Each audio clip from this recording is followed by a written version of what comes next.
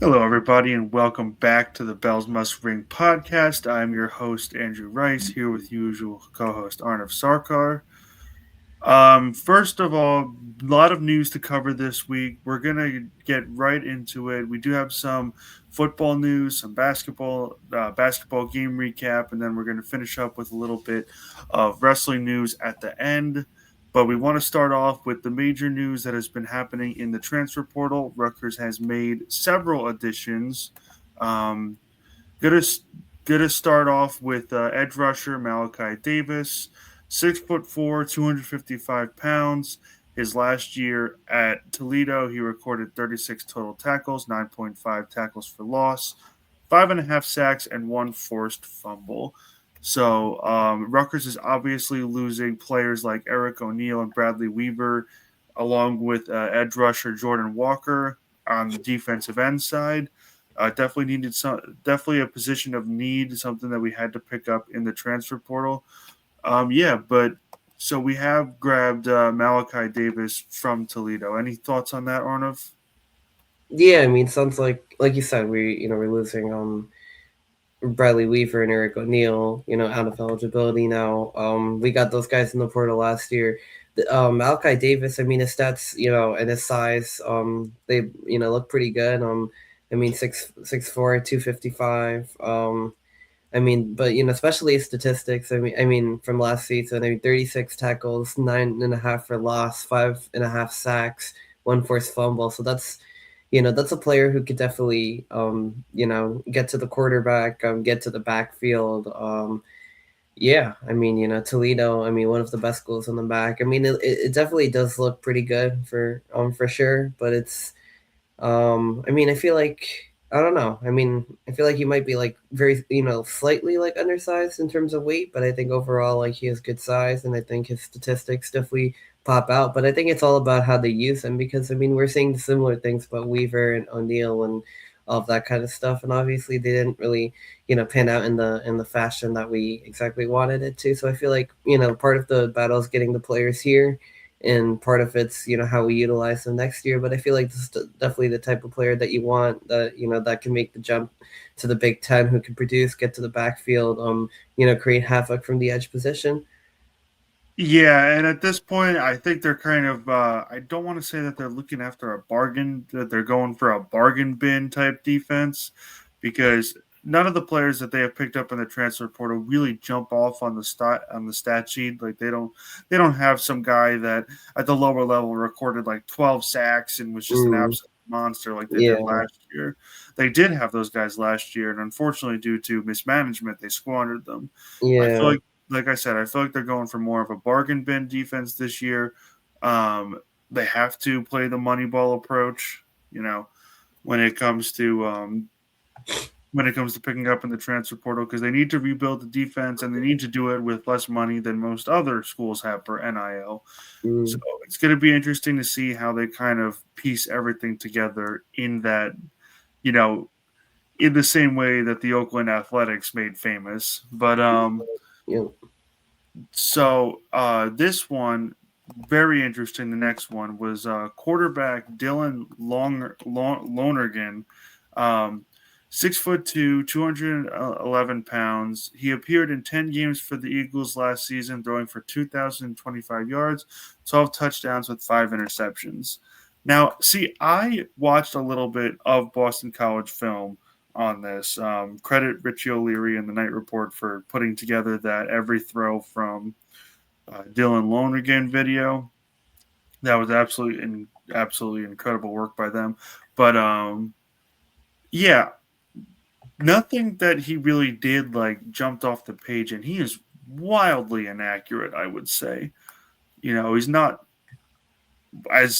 as bad as Gavin Wimsatt was, because Gavin Wimsatt couldn't hit the broadside of a barn, but you know, I question his ability to just aim the ball, because sometimes he'll make the right read and either completely overthrow the guy or completely underthrow the guy. So while he does have, or at least I believe, the intelligence to be a quarterback in this league, I don't know if he has the accuracy of it. Um, I still believe that AJ Serace is going to be the guy going forward. Big Ten Network came in here over the summer and raved about his progress. He had 2 years to stutter under Cal McManus, who is a very intelligent quarterback. So we know that he likely at least knows how to make the right read. And he did show off his arm a little bit in the games that we actually saw him throw. So, see, I'm not like totally, totally convinced that this guy's going to come in and all of a sudden really push Serace out of that starting job. I think he's going to probably be a backup, but we'll see. We'll never know how everything develops. Yeah, no, yeah, I think I agree. I wasn't really too impressed either. With Lonergan, like I saw he got benched multiple times for BC's backup Grayson James last year. He kind of like seems like a raw prospect. He has some potential. I mean, his stats aren't really all that bad. I mean, he threw for over 2,000 yards, 12 intercept. Well, that would have been bad, but 12 touchdowns to 5 picks. I mean, That would have been awful. yeah, that would have been if he had that many interceptions. But yeah, he had more touchdowns, 12 to 5 picks. Yeah, I mean, he was a highly recruited quarterback when he went to Alabama. In the beginning, never really saw the field much there because they had a couple other. I think they had Jalen Milrow ahead of him. They had this year Ty Simpson. So like I mean they had multiple guys that were like ahead of him. But I'm going to Alabama. You didn't really see the field much, but obviously getting the starting job at Boston College. But even there, like I mean, they had a bad record. He just didn't really look that impressive. But the stats are decent. I think I agree. I mean, I think this is still Cerase's job to lose, but I think they went out and got someone that can compete with him. But I mean, I think his growth has been there over the off seasons, and I guess we'll see. This is going to be his time. But I mean, whatever little bit we've seen of him in games, like he hasn't thrown it too much, but in the spring game, I mean, he has a bit, and even in the fall against like Norfolk State, like he threw a couple touchdown passes, so we definitely know that he has the ability to do that. But obviously now like he's going to be pushed a little bit, but I don't know. Yeah, I don't really think Lonergan's going to be able to like unseat him for the job, like barring something unexpected, because he just doesn't look the most impressive to me, unless like something really changes. I guess this offseason he suddenly does look that impressive. I think it's still probably going to be Cerase's job to lose. I think that's a common sentiment after I guess listening to what the Night Report was also saying as well. But yeah, I mean, I think that's probably what's going to happen. But it's definitely a good acquisition to the quarterback room. You want to have a backup. You want to have someone with playing experience. Yeah, And because you we want don't know who was gonna be behind him either. I mean, I do exactly. know that we have like Sean Ashenfelder, but maybe this is more on their development than it is on Cerace's. Yeah, I think they definitely needed a backup option for Cerace. Or someone to push him in for the starting job. But I think most likely, like Cerace will end up having it, considering his development and considering that Lonergan wasn't exactly the most impressive quarterback coming out of the portal either. Like I said, multiple got benched multiple times. It's kind of like streaky. Like he started, I don't know, he started okay, and then didn't he kind of didn't really do that well for kind of the longest time. Yeah, I mean, like in the middle of the season, then kind of comes back at the end, because and does better. But I mean, Boston College just wasn't the best team. But I mean, in terms of the quarterback himself, like, yeah, he kind of I think he had most of his touchdowns and a lot of his stats in like 3 games, and then for the rest of the season, he kind of cooled off a bit, and then later on, in the middle, he kind of got benched a couple times, and finally, again towards the end, he kind of like picked up a little bit. But I mean, it didn't look too promising. Although he did have a, completion percentage of 66.9%, and like I said, 12 touchdowns, 5 picks. But all of that in kind of like an inconsistent ish season. So yeah, I mean, I don't know. I don't think it's like he's like super impressive, because he started the season strong against Florida and Michigan State, but then in the middle of the season he ended up going on a 4-game streak where he had 0 touchdowns and 3 interceptions. After Right. having 8, yeah, it's like he had 8 touchdowns in his first 2 games, and then and then another one against Stanford, and then after that he had 0 touchdowns, but he had 3 picks in the next 4 games from Cal to Notre Dame, and then he kind of comes back stronger, I guess, or then towards the end he has a pretty good game against Georgia Tech, Did decent he game. get benched or did he get injured? Um, I thought he got benched because he was kind of like in and out of like some of these games. Like he played 10 out of the 12, but like he was kind of a lot of the times he was like relegated to the bench or he just played like reserve minutes. Like Notre Dame, just he went like 5 for 8. Yeah, Pitt 9 for 18. So they ended up playing the other guy more than he did, but that could have also been because of his cold streak. I mean, he throwing the interceptions and whatnot. That probably didn't sit really right. But then towards the end, like I said, I mean SMU, Georgia Tech, they almost won. He had a really good performance in that game. And then Syracuse, I think the other guy played again more. So yeah, I don't know. It's like a weird season for him, but yeah, I mean, I don't think it's going to be anything like.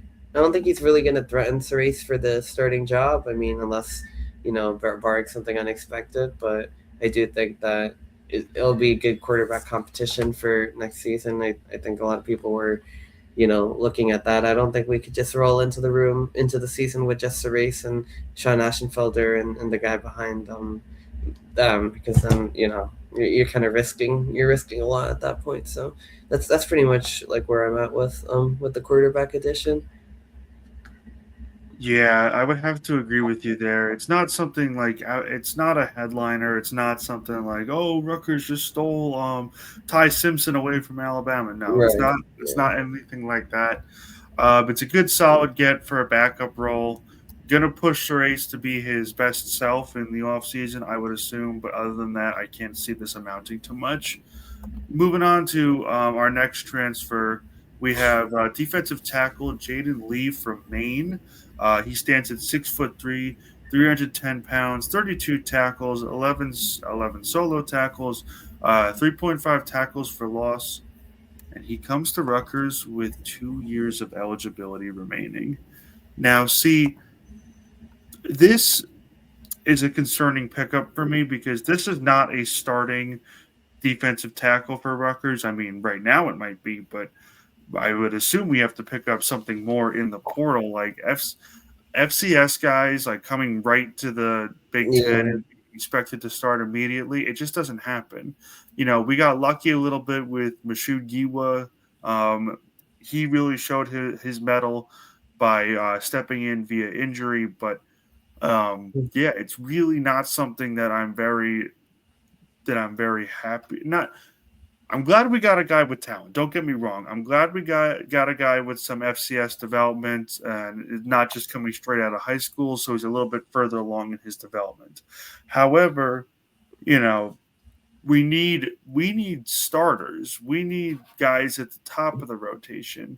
And that's not a knock on Lee. I'm sure he will get that starting role or be at the top of the rotation in his final year of eligibility. But having these stats at an FCS level does not inspire Yeah. confidence in me. Yeah. No, yeah, I mean, I think I agree with you about that. Like, it's not the most impressive stats.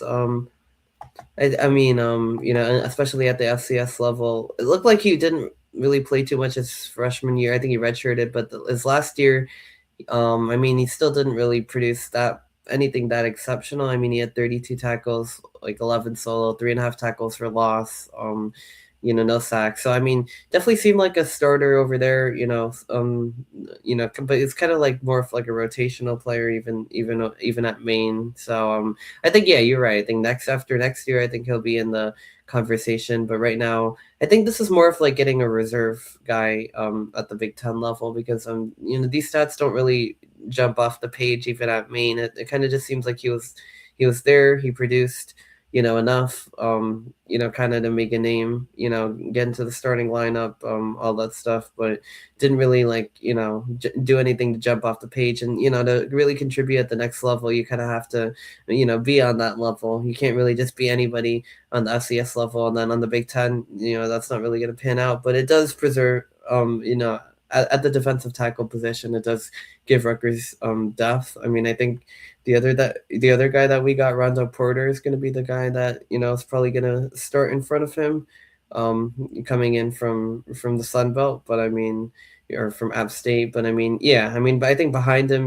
getting some talent that can get be involved in the rotations important, especially a position like defensive tackle where they're also losing a couple of the guys, and the guys are in and out of the lineup at that position. So you definitely want to have you definitely want to have some reserve talent there. But I think that's what Jaden Lee's really gonna be, especially, I mean, with Jordan Walker. Well, he's an edge, I guess, but I mean, I know they lost a couple of the other guys as well. So I mean, on the defensive line. So I mean, I think yeah, I think he's going to be more of the reserve. I think Rondo Porter is going to be the guy who's probably going to start, who's going to be one of the starters for next season.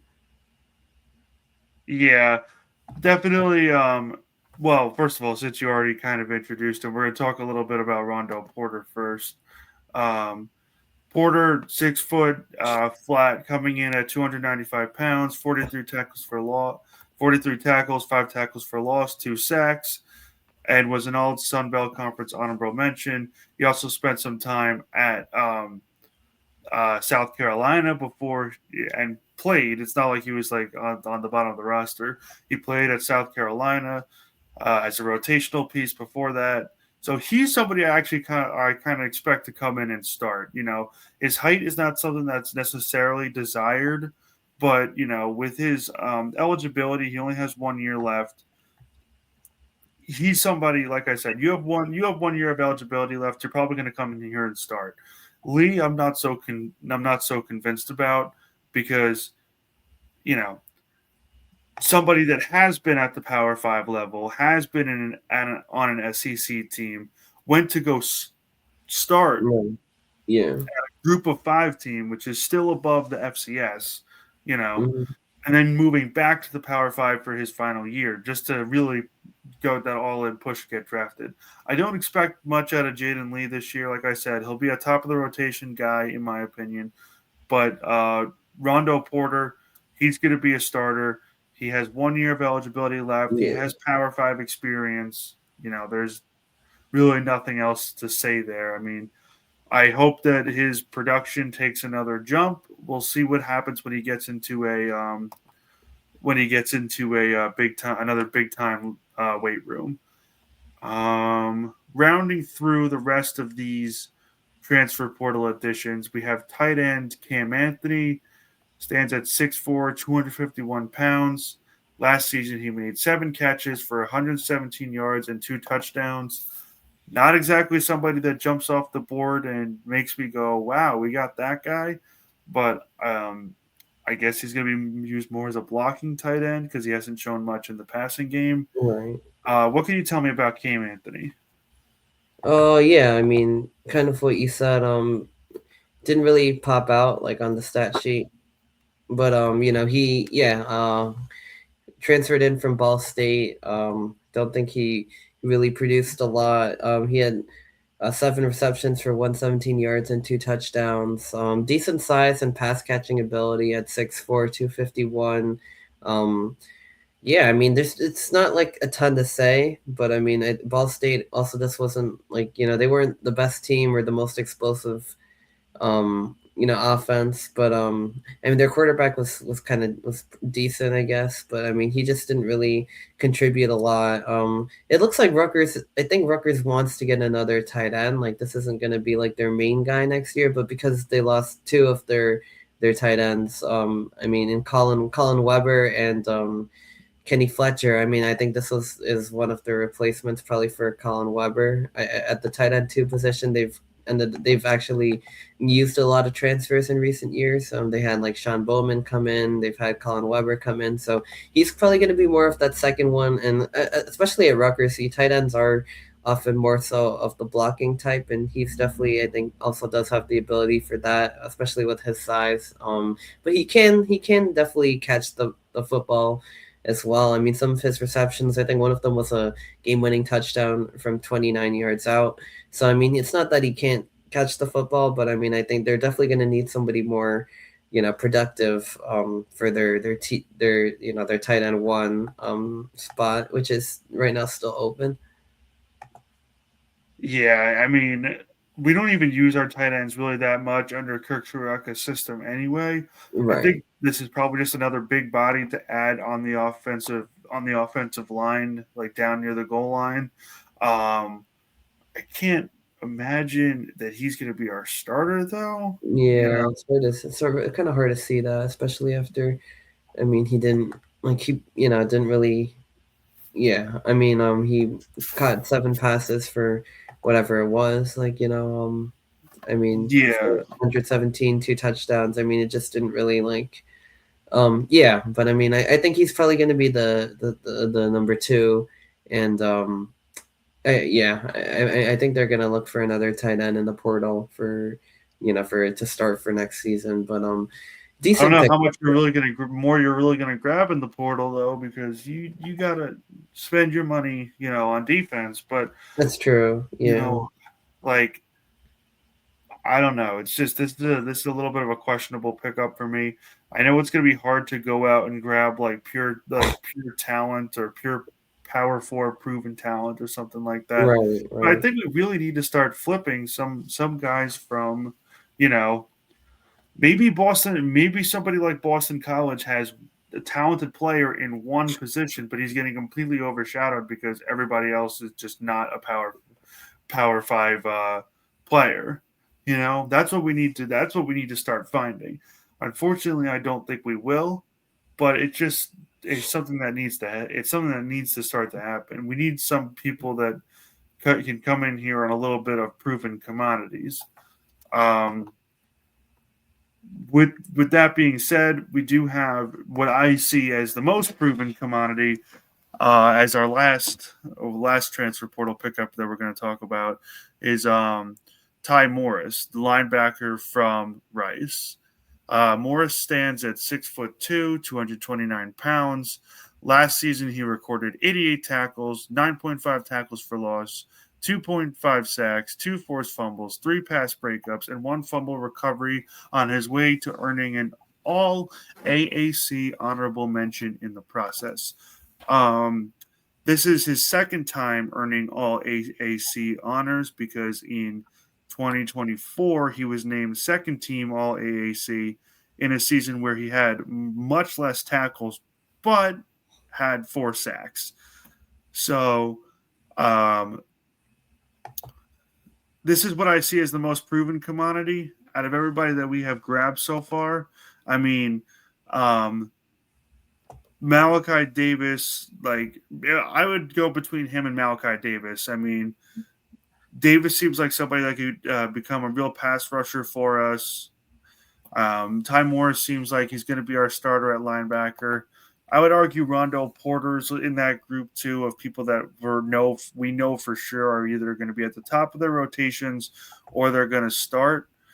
But watching this Dave, not Davis, watching this Morris kid play, he has a mean streak. And same thing with Rondo Porter. He has a mean streak too, and that's something you love to see out of defenders. Yeah. Yeah. No, certainly. It seems like he's the most proven commodity that we got coming in to Rutgers. All conference linebacker from Rice. I'm in the American, one of the better G5 conferences. On top of that, his stats are they do jump off. I mean, like after recording 56 tackles, 7.5 TFLs, 4 sacks. I mean, then this past season, 88 tackles, 9.5 TFLs, 2 sacks, 2 forced fumbles, 3 pass breakups, and 1 fumble recovery. So I mean, he's like all over the place. I mean, forcing fumbles, getting in the way of passes, getting to the quarterback, getting tackling the running backs behind the line of scrimmage. He's definitely all over the ball, which is what you like to see. Which is why he ended up getting all AAC honorable mention.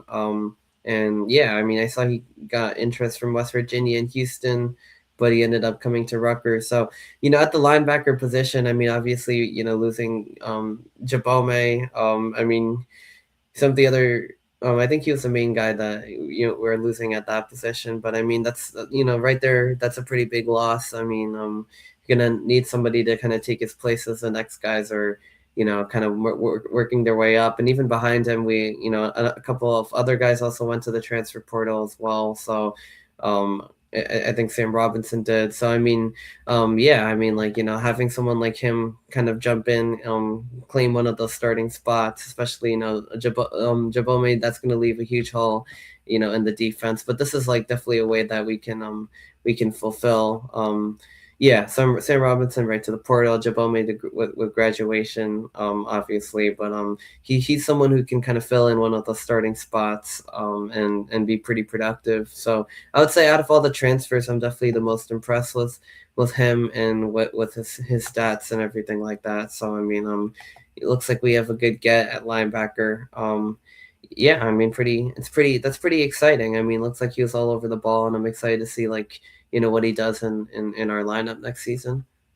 Yeah, it seems like linebacker, arguably, out of all the positions, might be the most complete because you have DJ McClary coming up, you have Yeah, Kamara Archie coming up, Moses Walker is still here, Abram Wright's still here. They're that's coming true. back from injuries, so you can't guarantee their full recovery.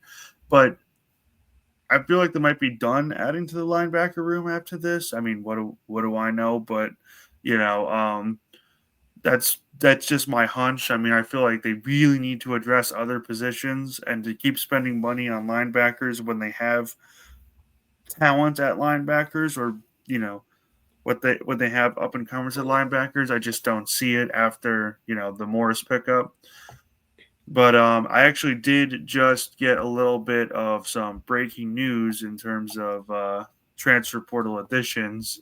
Um, Rutgers has picked up interior offensive lineman Isaiah Cook from Delaware State.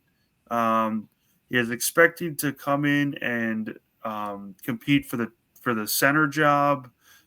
He stands at 6'3", 300 pounds. Um, this is his last season in college. This is his last season of eligibility, so I would expect that he's going to come in here and compete for the starting job immediately.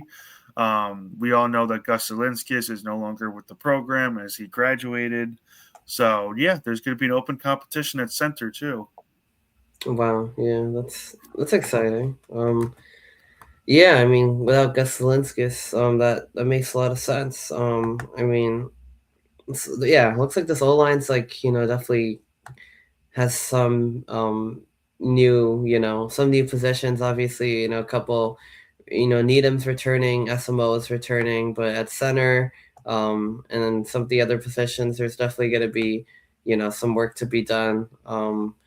Because that's pretty exciting news. Definitely good size and everything like that. So I mean, looks like he could become a someone who could compete for the starting job. He has some honors in his own at Delaware State, all MEAC and everything. So I definitely could provide some competition because well Gus Zelinskis' younger brother Hank, he's over there as well. But there's also going to be some competition, yeah, at the center position exactly, and also at right, at I think right tackle, there's going to be an open spot as well because Taj White is leaving in the portal. That's going to be, I think that's a position that I think we thought we kind of had filled, but it looks like now there's like an opening because of that. He was Now, someone see, who's like, I understand what you're saying there, and we're just going to kind of use that to roll right into the people that left the program this week. Um, I'm not entirely convinced that they're going to go after somebody for right tackle in the transfer portal. I mean, think about it. You have Ryder Langsdale still. He's coming back from injury. You have Tyler right. Needham, who announced he's returning to Rutgers for another season. You have Mashoud Giwa. You have Dante Chin. You have tackles. You can't pivot That's one true. over to the other side. Yeah, you can move one. It might be Needham, maybe, I don't know. You might, He can because play Needham both. has spent time over there. Don't get me wrong, but you might want to look for some depth, but I don't know if you're going to exactly go and buy high for a That's right true. tackle in the portal and spend all that money on it. You have starting caliber right tackles on your team right now. I just don't see that. Yeah, 'cause maybe they move Needham over to the right side, or I mean, yeah, you have Mushugiwa, you have Ryder Langsdale and Dante Chin coming back from injury now, who both of them I think were projected to one of them was projected to start. I think Chin was going to start at left tackle. Langsdale, certainly has the size. Well, no, He's a very good Langsdale was going to start in training camp. in He won the training job camp. out of training camp. He gets Right, injured in training And then camp. he got injured. Chin takes Yeah. over. Yeah. So now you have yeah, right, yeah, because Langsdale was going to be the one that was going to start, and then gets injured. Then Chin ended up in that starting position. And then he gets injured early in the season as well. So like I forgot which game, but I think one of the non-conference games. But yeah, I mean like before Iowa, and then Norfolk State. Norfolk State, right? Yeah, before Iowa. Yeah, so yeah, having both of them, like that's true. I mean, you can move Kick Needham out over to the right side of the line. You can have one Langsdale start at left tackle, hopefully. I mean, and then or yeah, hopefully, and then you still have Chin, you still have Giwa, so you definitely have options. Who for starting and for backup purposes there. So that is true. They probably won't need to worry too much about that. They'll And then probably buy yeah. a depth piece in the portal, but I just don't see them Yeah, going out. that's And true. And there's like a lot of even with White leaving, they have like you said. I mean, they've Needham, they have Giwa, they have Langsdale, they have it's a very and experienced room for sure. yeah, they definitely do have a lot of tackles. And then defensive end, Jabril Abdurrahman, he's leaving as well in the portal. So I mean, that's another position. I think he was like a guy that I think he ended up getting Rutgers for a sack of the season, and everybody like people are like, who is that? Like, you know what I mean? And I think as the year went on, he started producing like a little bit more, but he's never really became like a big, I guess, face given the talent that we kind of had on the defensive line last season, and especially at the edge position. Even they kind of also underproduced, but he was never really like a major contributor, but he definitely, it was not really like a major contributor, but I remember he got Rutgers like their first sack of the season, I think, and people were really surprised about that. We're like, who is that? But yeah, anyway, I mean, I guess the point being, we won't really have him next year. I feel like we need like another edge because in the portal. Yeah, I think either way we probably Yes, would have needed yes, one. yes, Yeah, yes. because we two guys like Weaver and O'Neill both going. I think we have one side filled. I think the other side Jordan Walker. Jordan Walker's leaving as well. Exactly that's another guy. So yeah, I mean that's I think three of the four like starting edges. And then now this guy's going on top of that. So yeah, I mean we're gonna need probably yeah, three of the four top edges are going. Now another guy. So yeah, I mean they're gonna need I think at least one more edge in the portal. They're gonna Maybe a reserve as well. maybe two. Yeah, I Yeah, mean they're definitely gonna have YD Collier as a yeah, reserve that's seat more very time. exciting. Yeah, But I don't know, man. Like this defense still baffles me, and I feel like with how far along we are in the transfer portal, like we need to get a move on, and we need to hire some mercenaries with Power Five experience because in reality that's mhm. what they are. They're mercenaries. I mean, they're players for hire essentially, or fighters Yeah. for At this point, like, is so what it feels like for sure, and we still need yeah. a defensive coordinator too, I guess. But yeah, Yeah, I I think we think will end up getting one. you know what? I think that might be behind closed doors. I think they might have the person that they want. I'm just, because I don't think that, in my personal opinion, that we would be landing these uh, portal targets if we didn't have something behind the scenes. I feel like the players and the coaching staff know something, and we don't. Yeah, I think So that's what it is too. I've been hearing rumors about that as well, actually. So now, I think don't quote that I as think you're gospel, right. like please, like, but Yeah, that's just speculate. That's yeah, speculation. That's not fact. You right. know. Yeah. Nothing official, obviously, but yeah. I mean, I think I agree. I don't think all these guys would be coming in, especially in the defensive side of the ball, if we did not have, you know, someone in the building, or someone, that people know of at least. I mean, at this point, it's also starting to get late. So yeah, I do think something's in the works, but like we're just not. like it's not official. It's not, it's not ready yet. But I mean, I think the plan is in place, which is what you want to hear if you're a Rutgers fan, I guess. Right. Yeah, no. I mean, like things seem to be trending in the right direction. It sounds like we might have what we want. We're just not having it announced yet. Right. That like again, everything is rumors, everything is speculation. We don't know anything for sure. Nobody knows anything. Rutgers athletics is always a mystery. But For sure. yeah, but just to kind of keep the outline a little bit rolling a little bit here, we're gonna go get into some men's basketball. To start off the week, Rutgers earned its first Big Ten win of the season in an overtime thriller against Oregon, 88-85. Now, that game, I was at that game. That game had a very questionable call when Oh yeah. Lito Mark grabbed the rebound on a missed free throw at the end of the game. Even the announcers or the live commentary for the game was like, "That is not a foul." Yeah, I don't know what they were like. I mean, there's some calls you could like you disagree with, but you could be like, oh yeah, I kind of see it. Like I kind of saw something there. It wasn't really a foul, but I mean, I could see how they could make that call. Like in football, like that happens a lot, right? Like I mean, Yeah, you know what I mean? Like it's like incidental contact. This was just not that. There was absolutely nothing to go off of. If anything, Oregon fouled Mark trying to get the ball. And even that was, I don't think there was really anything there either. I don't think Oregon fouled him either. But like to say Mark was the one to foul him as he tried to get the ball, he had his hands on the ball. The other guy was trying to pry it away from him. If anything, the foul was on Biddle.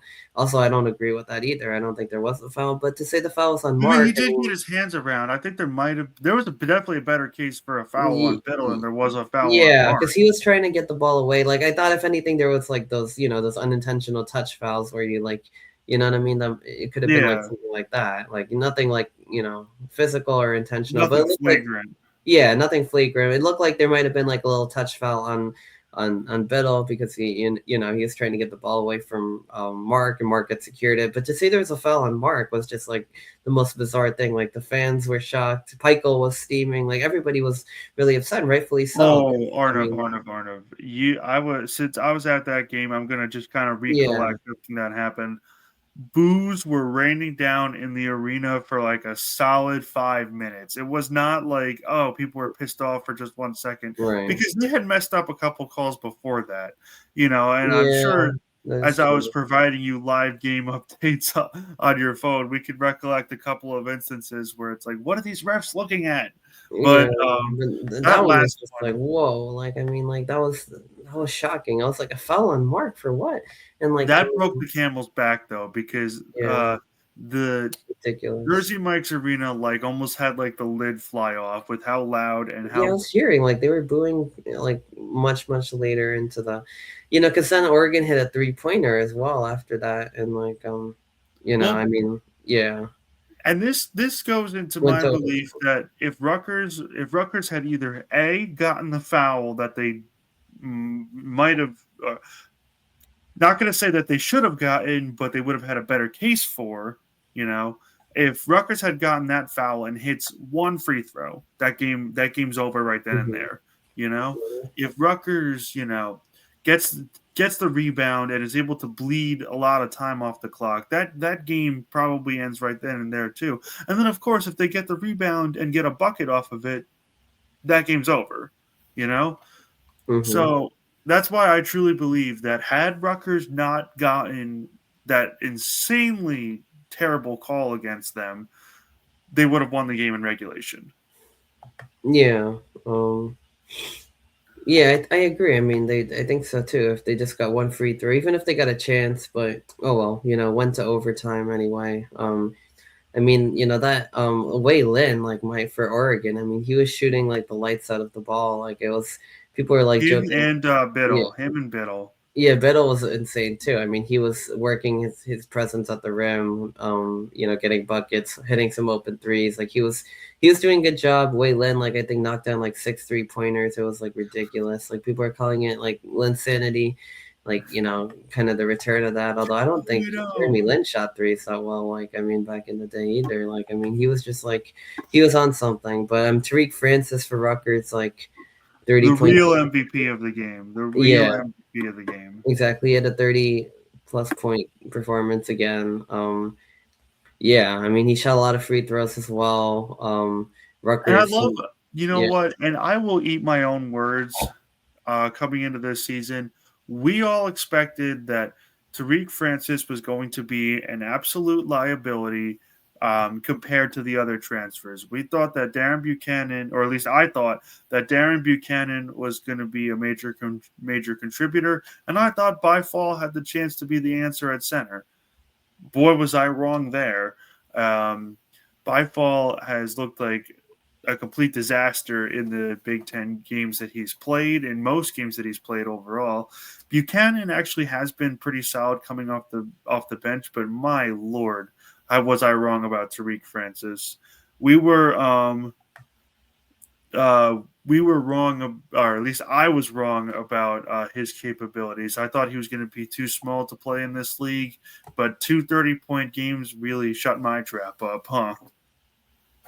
yeah, I agree. I mean, I think, yeah, I thought Francis was kind of going to be a defensive liability. We weren't really sure on, he wasn't the most efficient at NJT, although he scored a lot of points. But I mean, he's been the best transfer by far. I mean, he can, absolutely get to the By line. far.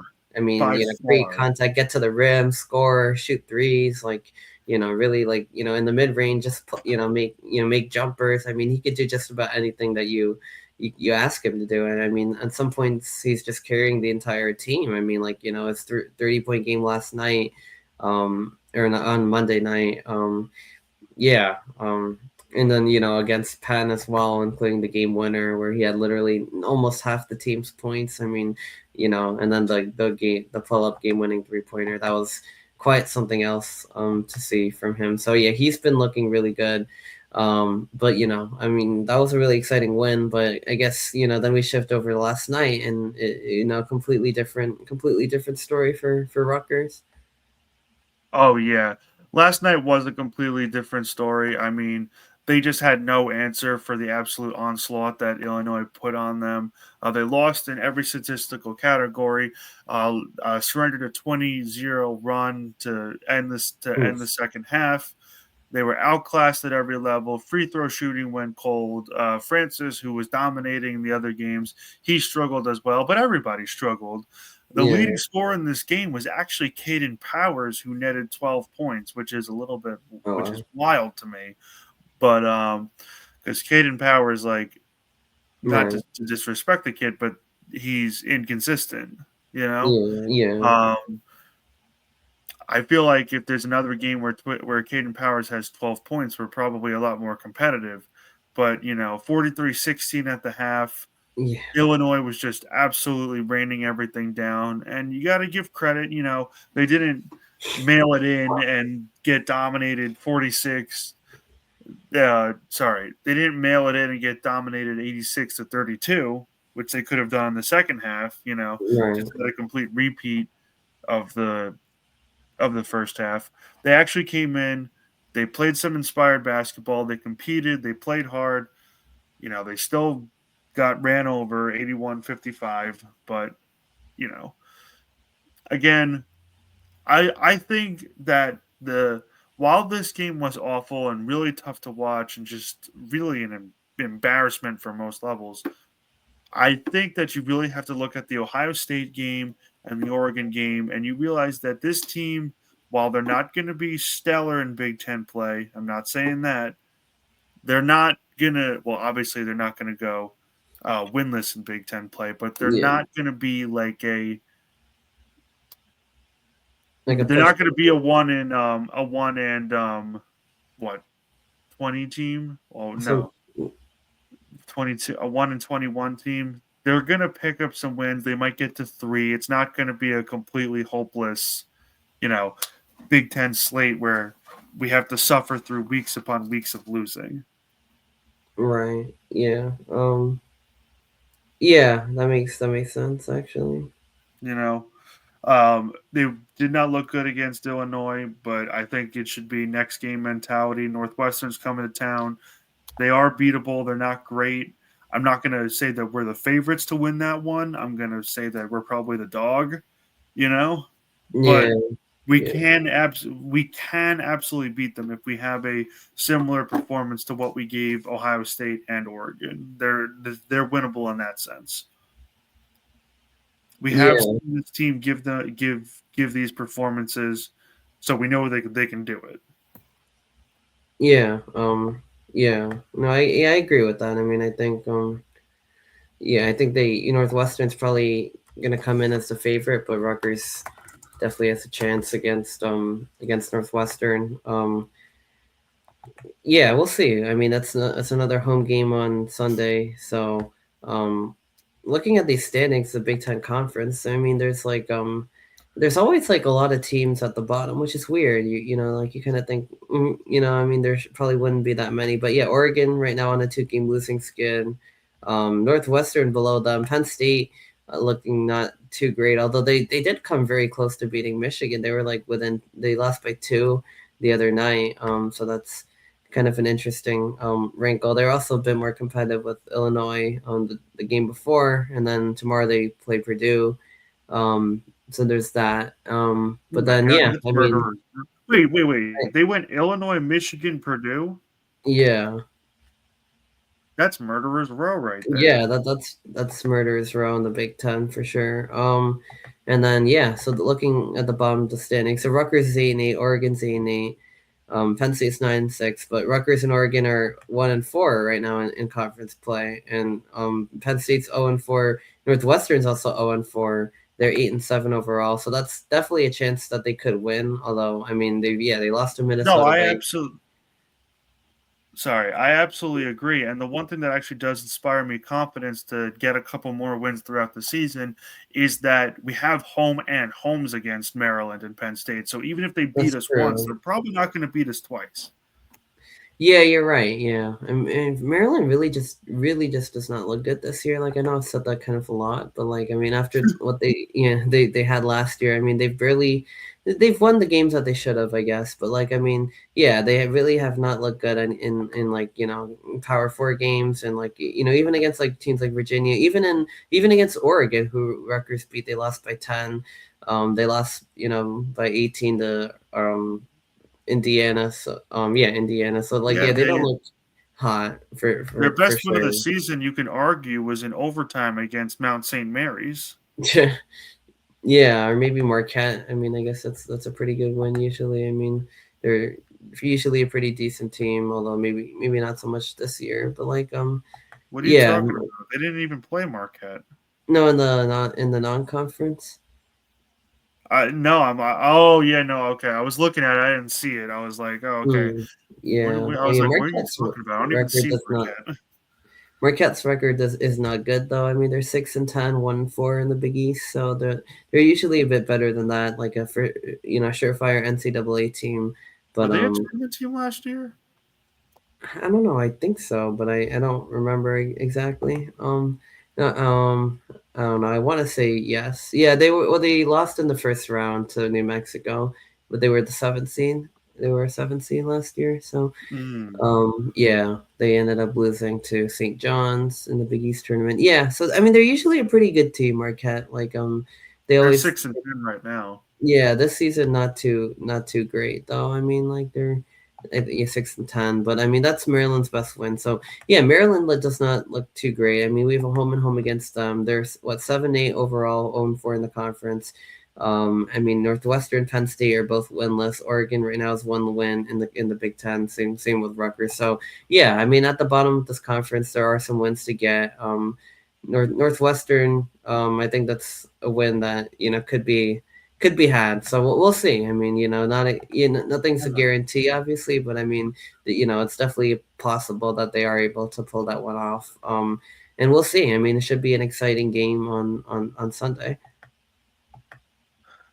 Absolutely. And the rack atmosphere does definitely help. I bet you any amount of money that the rack atmosphere is at least good when it's going, when that building's going, it's at least good for 2 3-pointers all on its own. Yeah, yeah, But I um, agree. just to kind of speak about a similar train wreck to last night's Illinois game, we have to talk about women's basketball as well.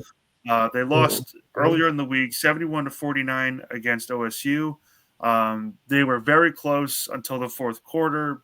Blackstone led with 15 points, and Leicester with 14.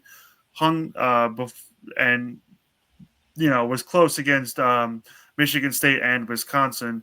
But I feel like Faith Blackstone is slowly emerging herself as like the second scorer on the team to Nini Njai. Mm-hmm. But then, like those close losses inspire some confidence against very Yeah. good teams. But then they go and they lose 88-41 against number 8 Maryland. Um, the Terps went up 22-11, and then just kept after Yeah, the they first just and kept kept pouring going. it on from there. Not great. Yeah, it was 22-11. At halftime, it was 44-16.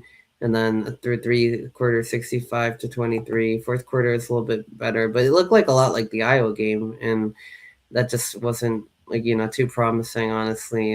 It just they kind of just stopped. The first quarter wasn't too bad. I mean, 22-11, like it was decent, but after that it just got really bad for the next few quarters. Like they just really were not scoring a lot at all. Maryland was having no issues scoring, and they had multiple, like four of their girls in double figures. Yarden Garzone led with 18, Addie Mack at 15, a couple others at 10. But for Rutgers, I mean, NJ had 11, Leicester at 8. But it's like a little, everyone kind of had a little bit, but yeah, nobody really, in this game, everyone kind of was held to single digits, only one, in double figures. And yeah, just really rough. But I mean, I guess like yeah, for Rutgers has been able to hang around in Big Ten play so far. I mean, Michigan State, who's now 15, they lost by 6. Wisconsin, that was a back and forth game, they lost by 7. Even Ohio State, they lost by 22. It's not that great. But then against Maryland, like they kind of went crash back to earth. They had one of those performances where they got completely overmatched. So I mean, I guess sometimes that can happen with tough competition is kind of like the lesson here, because I mean, happening against Iowa 14, Maryland even better at number 8 in the country. But I don't know, I mean, I feel like that's kind of like a flaw of this team. Like I feel like even against sometimes, I mean, that's not really I mean, against some of these non-conference teams, Maryland's done that, but you wouldn't expect a Big Ten team to get absolutely run off the gym like that, even against a really good team. So it I definitely mean, shows they that. did it against Iowa. That's true. Yeah, Yeah, I mean, well, it's first of all, definitely possible, I guess. With see, Rutgers, I what I don't mean? buy into that so much with women's basketball, because the talent disparities in women's basketball are much more drastic than Than in men's, men's I guess. basketball. Like in women's basketball, in the round of 64, it's It's not true. it's not Yeah, uncommon to see um, a 16 seed get blasted like 30-80 by a 1 seed or I whatever, have or seen however that. Yeah, you know, however it ends up unfolding. So while, I do agree with you, they should not be getting beat like this just in general. We are a power school. We should not be getting smacked around like this. We right. do also have to address the elephant in the room that in women's basketball, unlike men's basketball, where 20 teams can make a run, or uh, there's always going to be some Cinderella. Women's basketball is much different. There's really like 12 true contenders for the national championship, and nobody else seems to really have a chance. Yeah, that is true. It does seem to be like the same, like like UConn and South Carolina and UCLA and like even Iowa. Maryland. Yeah, Iowa's been there for quite a while. Yeah, I mean, especially with Caitlin Clark, they made the national Caitlin championship. Clark put Iowa on the map. Yeah, for sure. I mean, they became like, like a perennial powerhouse after that. Yeah, she's the greatest. Well, when you have the greatest women's basketball player of all time on your Yeah, roster, you right, know, right.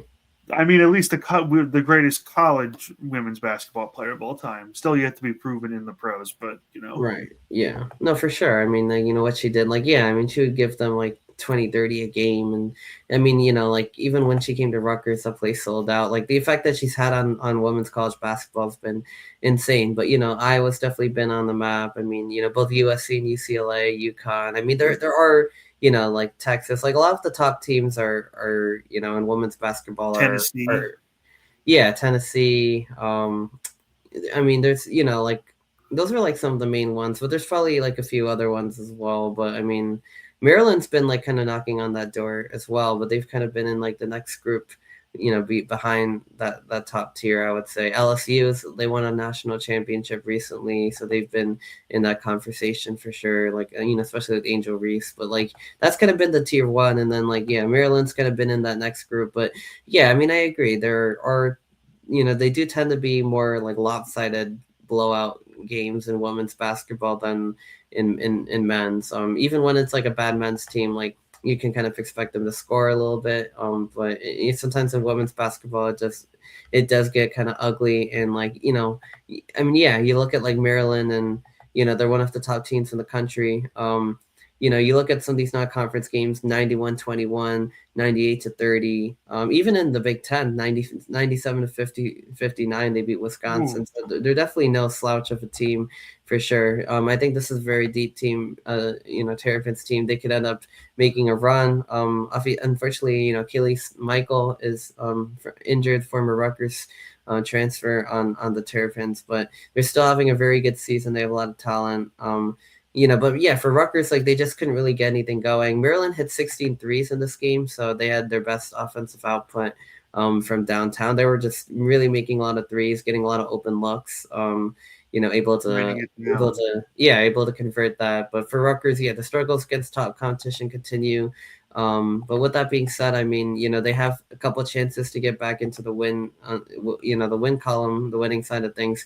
Northwestern, now they kind of play the opposite end, where I mean, the two teams below them in the conference standings they're about to take on next, Northwestern, Penn State. Northwestern has lost 10 games in a row after starting 6-0, so they're now 6-10. They've also gotten blown out quite a bit. They lost by over 30 to Oregon, 30 to Minnesota. They lost by about 10 to Iowa. So I mean, that's I guess that's a little bit of a comparison there. But I mean, yeah, but I mean, still, I mean, this Northwestern team hasn't exactly been the greatest. They're on quite a bit of a losing skid. So this is really Rutgers' chance to get a victory. They've knocked on the door close, against some of the better teams, but now they play, some of the worser ones. Like, I mean, yeah, I mean, if Rutgers can't really get a win in this game, then, this is probably one of their best chances in a long time. I mean, like, right now Northwestern on a 10-game losing streak, confidence is probably down, but they're also probably looking at Rutgers like the same way. Like, this is a chance to get right, a chance to get a win in conference play. And then Penn State, they have a home and home, but, the first one on the road, I mean, it's going to be their first, I guess, matchup against, Q McMillan, and Penn State also sitting kind of at the bottom. Oh, yes.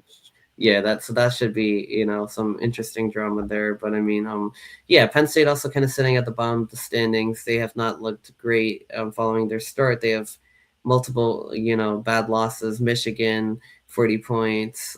Wisconsin, they lost by 1. Wisconsin also beat Rutgers by like 7, I think. So, it's comparable. They lost to, against UCLA by 36, Michigan 40, Iowa 23. So there's definitely some lopsided losses, but, these are going to be like, I guess, the games where Rutgers can really prove himself over the next, couple games. There's yeah, I mean, and also, on top of that, the women's tournament, you have to be in the top 15 to qualify. So you have to put together some wins by any means necessary.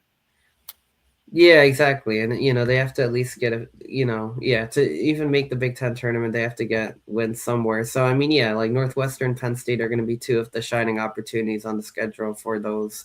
Because, yeah, I mean, neither of those teams are very good. They're both winless in the conference. The only other winless team's Indiana, which is a little bit surprising because they're usually among the better teams. Although they are 11-6 overall. They have an 0-5 conference record. So they have yet to get their first conference win as well, which is interesting. But for Rutgers' perspective, I mean, yeah, Northwestern on a 10-game losing streak.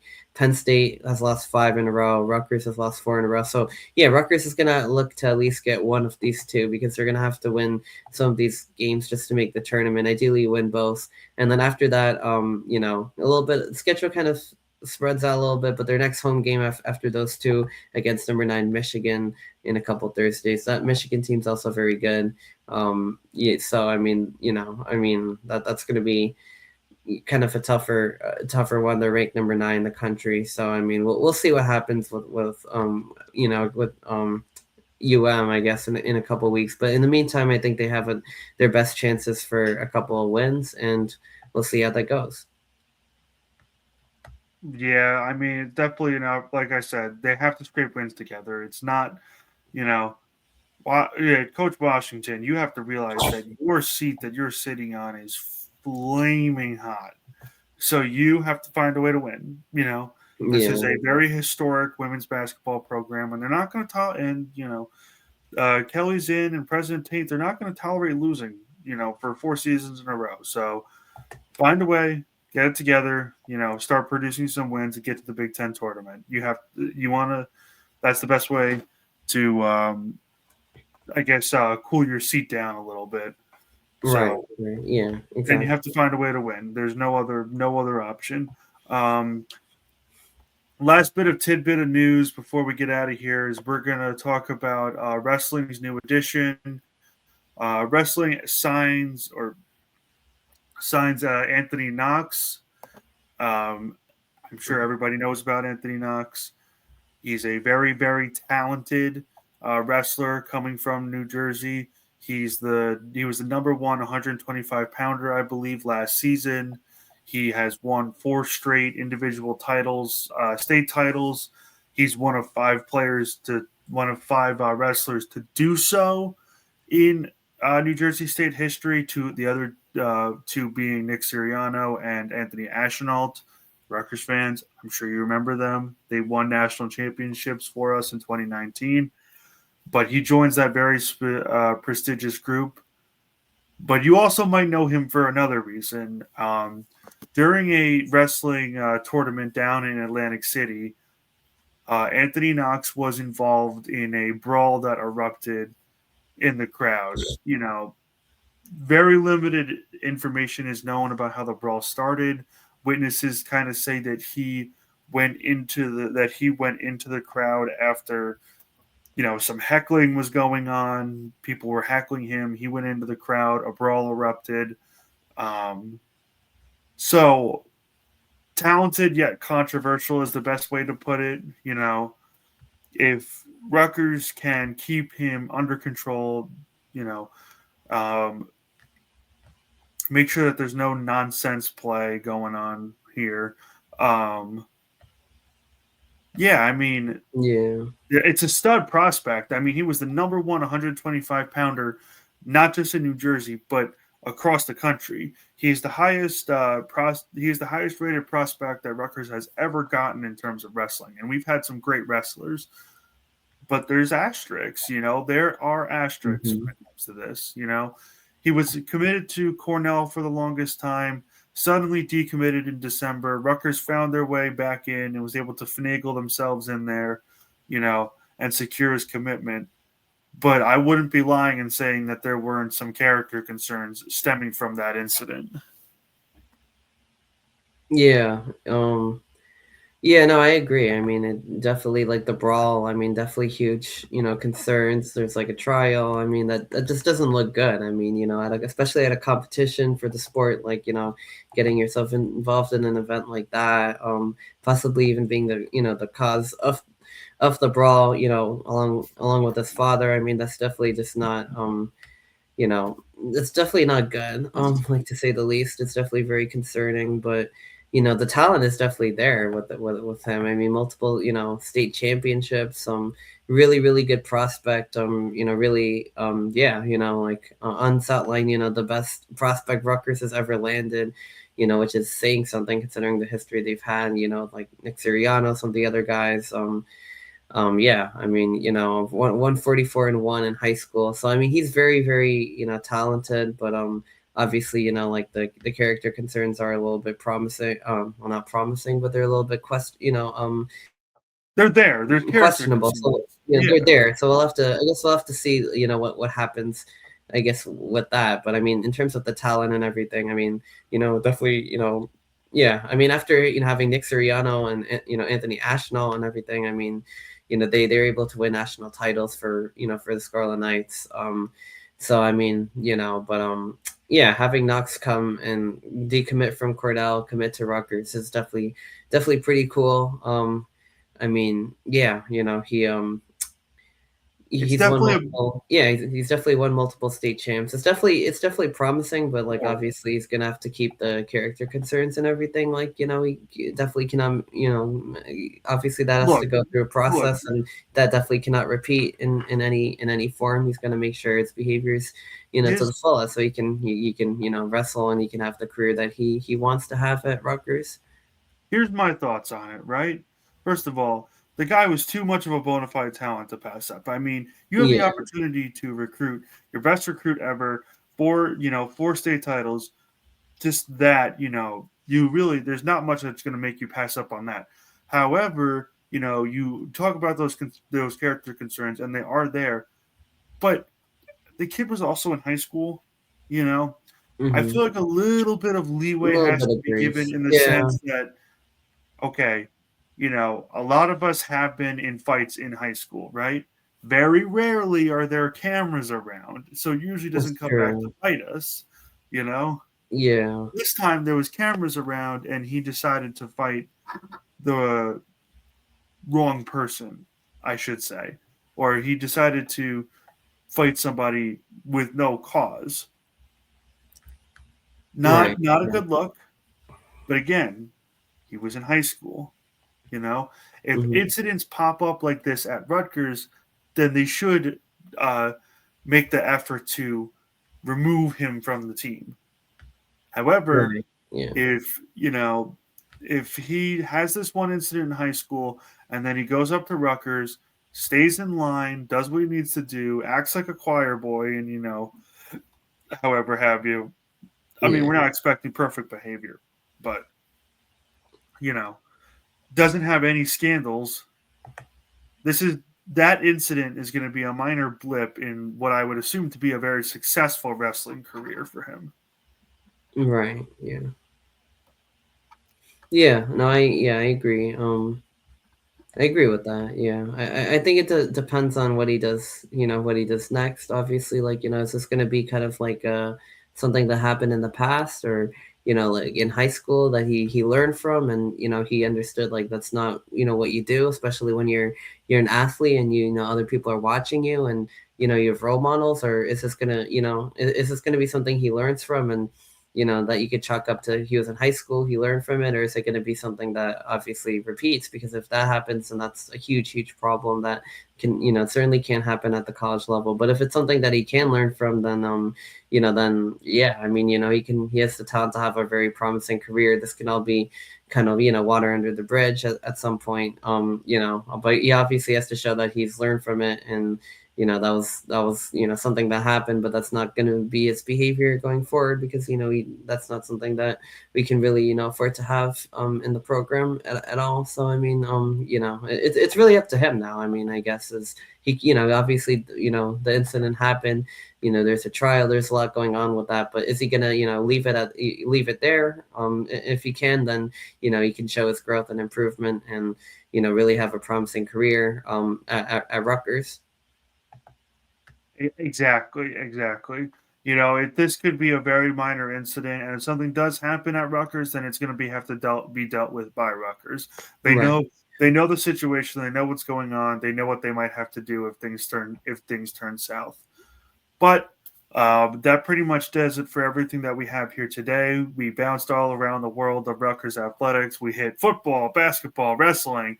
You know, um, as as you have come to expect from here, from the Bells Must Ring, we hit as much topics as we can talk about it. Hopefully, give you guys a little bit of an extra perspective on all of the different happenings around the world of Rutgers athletics.